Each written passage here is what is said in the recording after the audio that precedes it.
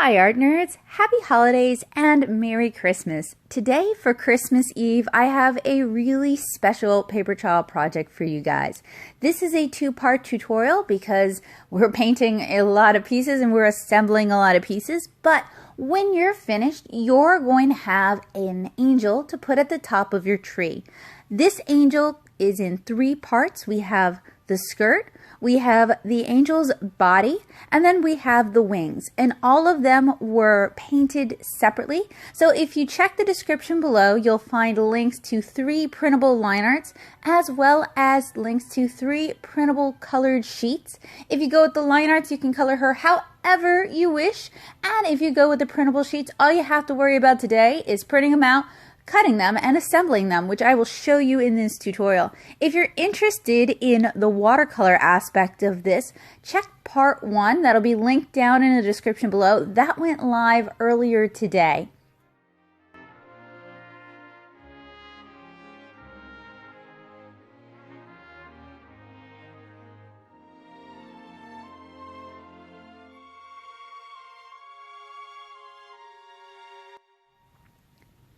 So in our part 2, we're going to focus on cutting out and assembling our tree topper angel.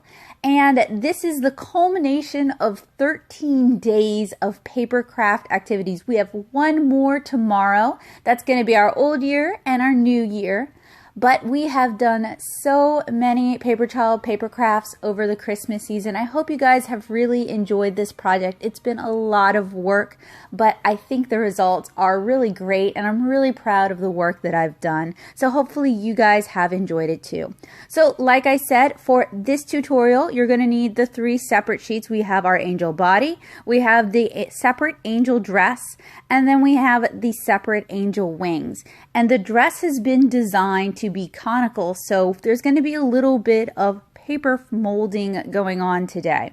So the materials you're going to need are scrap paper, you're going to need scissors, you're going to need double tape, you're going to need single-sided tape. You may want popsicle sticks and some foam double-sided tape as well. I thought I was going to end up using the paper towel roll, but I didn't need it. Depending on your tree, you may need this just to kind of keep your angel secure on your treetop. I have a little bitty 6-foot tree that's not particularly sturdy or well made, so I really didn't need the paper towel roll for this one. I also have an XActo Blade. If you're doing this with a younger artist, or if you are a younger artist, you're going to want some adult supervision for this part. So what I suggest is you have the kiddo do all the coloring and you have the adulto do all of the cutting. And most of these materials are either free or they're very, very inexpensive. The paper scraps that I showed you off to the side, those were from previous Paperchild tutorials. Like I said, I've been holding on to them just in case. And that is why when I create the printables, they have a lot of white space around them because you're probably going to utilize the white of the paper in the construction of this paper craft.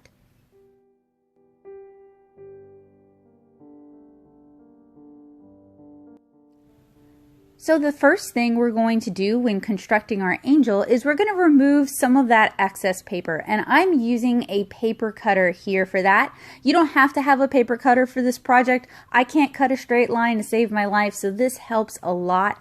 And they do have really inexpensive paper cutters at places like Walmart, so they're pretty easy to find, and if you do a lot of paper crafts, you're going to find that you end up using it pretty frequently. And all I'm doing is I'm taking off just chunks of the white paper so that I'm getting nice straight cuts. Those are important when you're building paper crafts that need to balance. So for the dress, I need to be really careful not to trim any of the dress since the skirt itself takes up most of the paper here.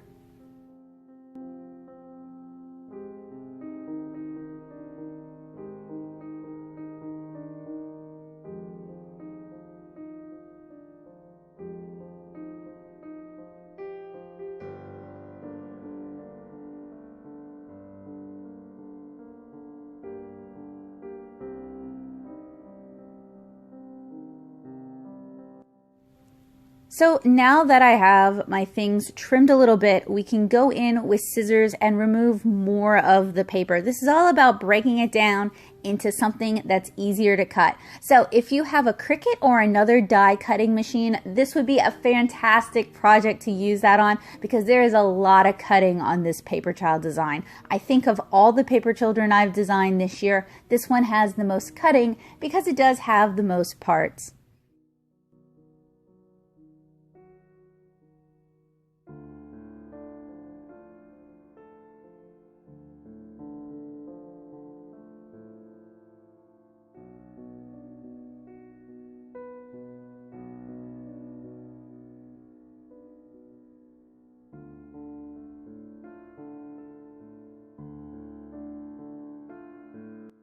So the first thing I want to do is I want to use my XActo Blade to just remove any islands of white paper.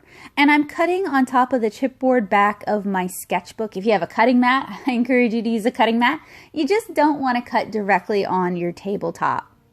And you don't have to do this. You can do what's known as halo cutting, where you leave a halo of paper around your Paperchild. However, with the angel project, this angel was designed for fussy cutting. It was designed for some pretty tight cuts. So if you do need to leave a halo of paper around your image, you may have to do some adjusting as you go. It's not going to work quite as smoothly as shown here or as designed.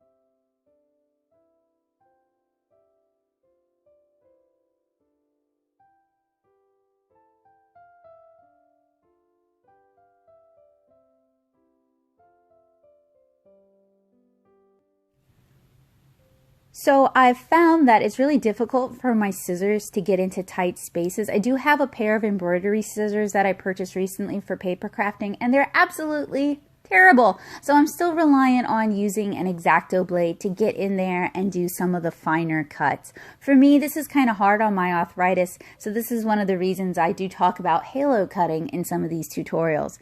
But it's particularly useful, like when I'm going in on the wings, all those little V cuts, to just go ahead and make those using an XActo Blade, because it's easier for the blade to get into those small spaces, and then just do the trimming with my scissors later on.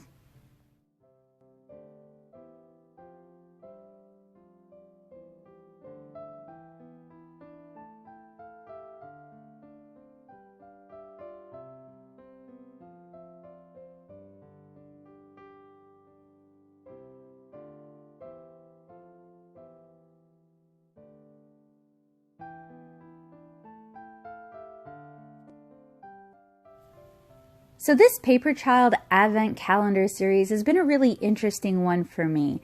It's been a lot of work. It's 13 days of different unique Paperchild designs. Most of them are designed to hold something or to stand upright.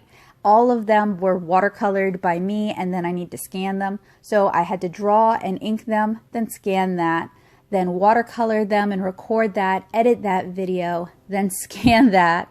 Then I needed to upload those so that you guys could have access to those. Then I needed to cut out the Paperchild, record that, and then edit that. And then I needed to release all of those videos. And even though I started working on this project in advance, I still ended up finding that I was doing like day-to-day working on it. So what was going to be just kind of a fun bonus project that I shared with you guys to celebrate. I mean, 2020 has not been a good year for me. It hasn't been a good year for a lot of people. So I'm not celebrating 2020. I'm celebrating 2020 being over, but I'm also celebrating Volume 2 successfully being kickstarted, and I wanted to do a project that I could share with you guys and that people could do at home with minimal materials that didn't cost a lot of extra money, that they could do with their kids, that would make something cute that could be displayed around the house and that might inspire creativity. And this kind of took on a life of its own. And then this ended up being one of my least popular series that I've done on the channel, which is disappointing because I'm actually very proud of the work I've done here, and I think it does deserve to do better. So fingers crossed, maybe next year will be the year that this papercraft series takes off. Sometimes the stuff I do here on YouTube takes a long time to get popular. So now that I've gone in with the XActo Blade and I've kind of done all my little fine cutting, or I pre-prepped for cutting, I guess, because I went into all these ruffles and I kind of pre-cut those as well. I'm using my scissors to just remove any excess paper. This is going to make it easier for me to go in and do the fussy cutting and to do the fine cutting. And I'm going to do this for all 3 of the designs. If you don't need to do this, that's fine. I've just found that it makes it easier for me personally. And I'm going to do that for the angel as well. So if you wanted to do a halo cut, you would do almost exactly what I'm doing here. You would just go in a little bit tighter and try to hug the contours just a little bit better.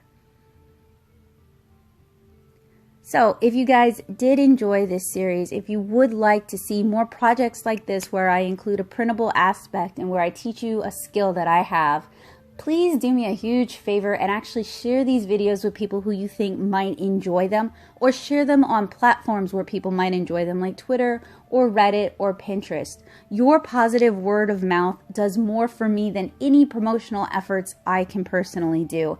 And it's one of the best ways you can say, hey, thanks for your hard work this year. So it would really mean a lot to me if you guys shared these videos with people who would enjoy doing them. So these are the embroidery scissors I was telling you guys about. They're terrible. I got them at Michael's. They do not cut worth anything. They're basically dull all along the length. So I end up using my XActo Blade a lot more than I really want to. So I'm going in and I'm just kind of finessing and cutting her hair so that we're gonna get a kind of cleaner cut.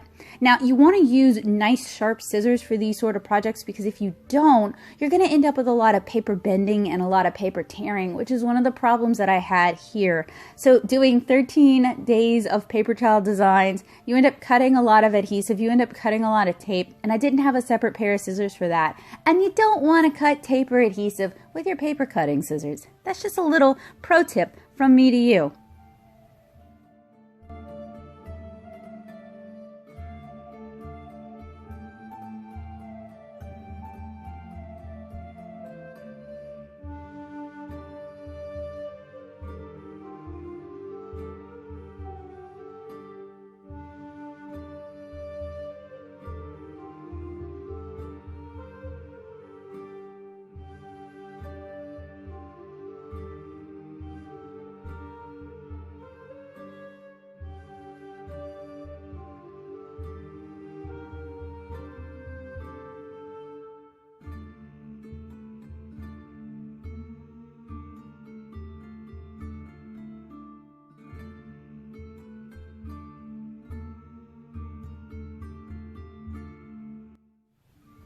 So once I've got that kind of cut, I'm going to go in and do my fussy cutting, where I'm cutting along the actual printed line art outline that I created.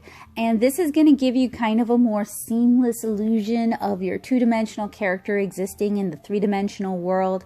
But it takes a long time and it's kind of frustrating. So again, if you have a die cutting machine, I would really recommend that for this. Now, if you're just doing this at home and you're not like, I don't know, recording it, it's going to go a lot faster, and you can listen to whatever music you want. You can put on some holiday movies on the TV, or you can just sit around the table and chat with your family. You can make this into something that's a lot more fun. often the necessities of recording kind of strip away some of the fun of art, to be honest, because, you know, I'm working in a studio with very specific lighting. I'm working at a drafting table that's facing a wall because I need that good lighting. And it just isn't as fun as sitting next to somebody and actually making art. So earlier this week, Joseph and I reviewed a manga kit from Five Below. And the manga kit is terrible. Just spoilers there. It's not even really worth the $5. But I had so much fun just sitting next to somebody and drawing again. With COVID and, you know, being an adult artist who doesn't live necessarily near other artists, and also, like I said, the necessities of recording, I really miss out on just getting to sit next to other people and drawing. I live in Southeast Louisiana, and before that I lived in Tennessee, and I just didn't necessarily have the access to other artists, or they had day jobs so that they were busy when I was free to hang out. It's just such a nice thing to be able to sit down with other people and make art. There's something really fulfilling and much more fun about that than doing it by yourself. So if you can do this with somebody else, if you can rope somebody else into this project, I promise it's going to be at least twice as much fun, and you won't mind the cutting nearly as much.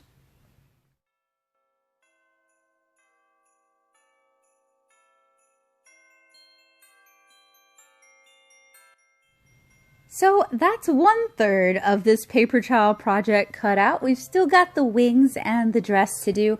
I promise though, the assembly for this one is a lot of fun. The cutting is the worst part, really. And then this one looks even more 2.5D than all the other paper children I've shown you, because this one we use a few little folding tricks to get a little bit more dimensionality into this one. So pop on some holiday music, sit back, chill out, relax, and just kind of get into the cutting zone.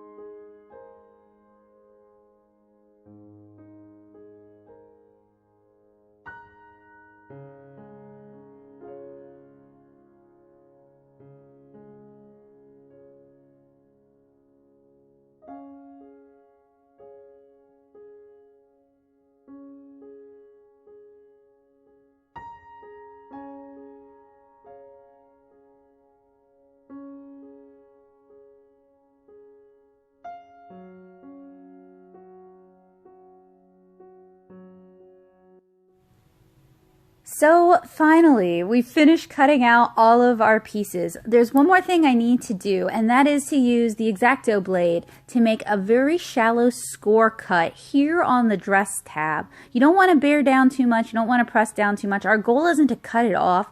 Our goal is to cut it just enough so that it folds really easily and it doesn't take the rest of the paper with it.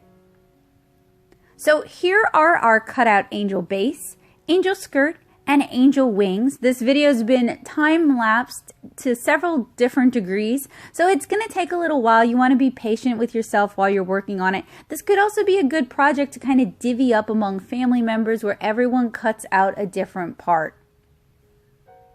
So the next thing I want to do is I want to curl the angel skirt into a conical shape. So you see that kind of rectangle there? That's meant to be covered up. That's something I designed to be covered up. So I use a couple of clothespins to hold it in this shape. And then to be honest with you guys, we spent several hours doing volume 2 book hauling. So this sat in a conical shape for a couple of hours before I came back to it. And that just kind of eased the paper into the new shape and made it less likely to want to straighten out over time. So I'm working with a heavy watercolor paper. It's 180 pounds, so not the heaviest watercolor paper to my watercolor enthusiasts, but to people who might be newer to paper crafts, this is a pretty heavy, sturdy paper that's going to give your work a lot of structure, and it's going to give it the ability to stand on its own. So a few hours later, I return to my conical skirt, and I'm just kind of hand working it now to be even more conical. I'm also figuring out where I want to place it on the angel, as well as where I'm going to place the wings. So you see the wings have a torso design on them to attach to her back. I'm actually going to set the wings up a little bit higher than her torso so they don't interfere with the skirt. And the skirt isn't going to be as belled out. It's going to be much more conical than it is here. So I'm playing around. I'm deciding that I wanted to use some of the double stick foam tape because that's going to allow me to use a popsicle stick on her back to give her a little bit of structure. So I'm going to use some double stick tape on the popsicle stick. If you have any overage, you can fold that over. It's going to stick to itself. It's double stick tape after all. And I'm going to press that down on the back of the angel. I know it's a little bit difficult to see, but this is the view that kind of captures everything best. Then I'm going to use some single-sided tape just to secure it. I don't know about you guys, but I live in a really humid area, and all the humidity sometimes makes paper warp or buckle. So that's one of the reasons we're going to give her a little bit of extra security here. And it's also why we're going to use a little bit more tape to tape this down, because sometimes, as great as double stick tape is, sometimes double stick tape just isn't enough tape. So now I'm going to use my foam tape, and this is just so that I can get kind of a wider band of adhesion on her back. And you can get this down at Dollar Tree. You get 3 rolls for $1, so it's really inexpensive. And you can use it in other craft projects as well. And then I'm going to fiddle around with her wings until I find a placement that I actually really like, because when I put them down at first, I was not careful enough. So you may want to be a bit more careful than I am when placing the wings. I'm also going to bend the wings back a little bit. This is going to keep them from interfering with the dress, and it's also going to add another element of dimensionality. It's going to add some more 3-dimension to this 2-dimensional paper craft.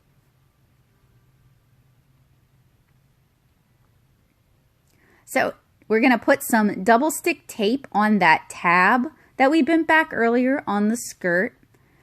And we're going to press that into the waistband of the angel's dress.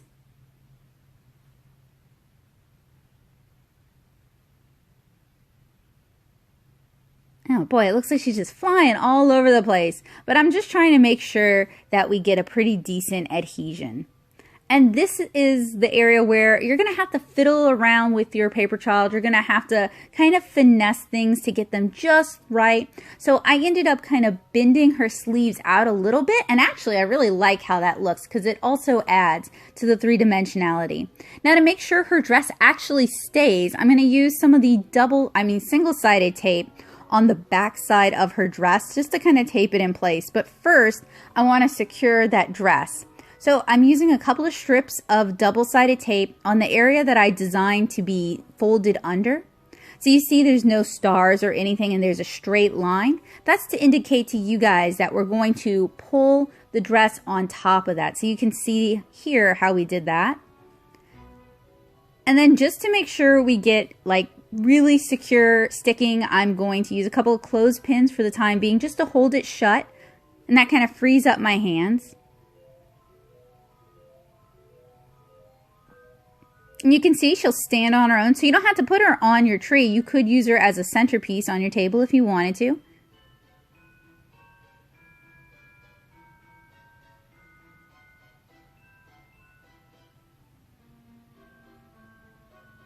And I used a long piece of single-sided tape to tape the front. And I'm also going to tape the back. If you have matte single-sided tape, it's going to look a lot better because it's going to blend in with your paper better.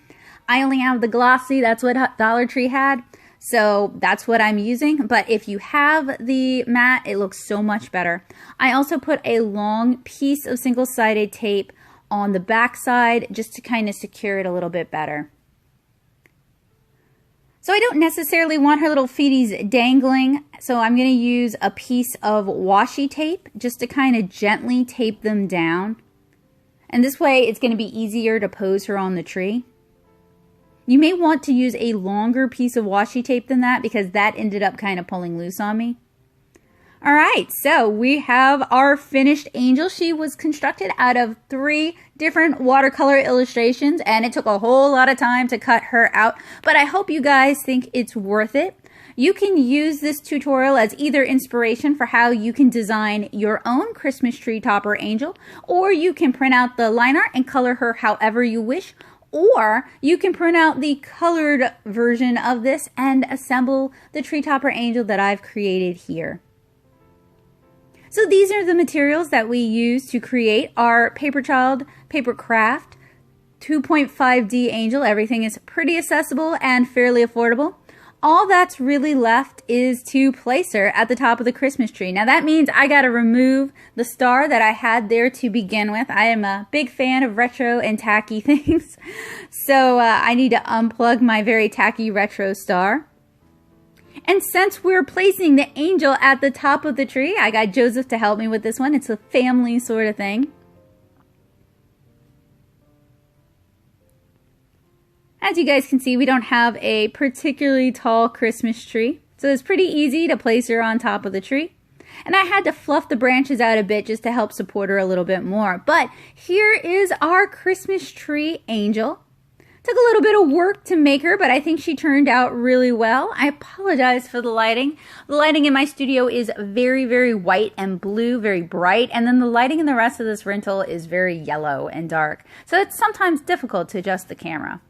Anyway, I had a blast making this angel with you guys. I hope you guys have a happy holidays, a Merry Christmas, and I'll see you guys again tomorrow with our final Paperchild paper craft tutorial. Merry Christmas and a Happy New Year, guys. Here's to 2021 being way better than 2020 was. Bye, guys.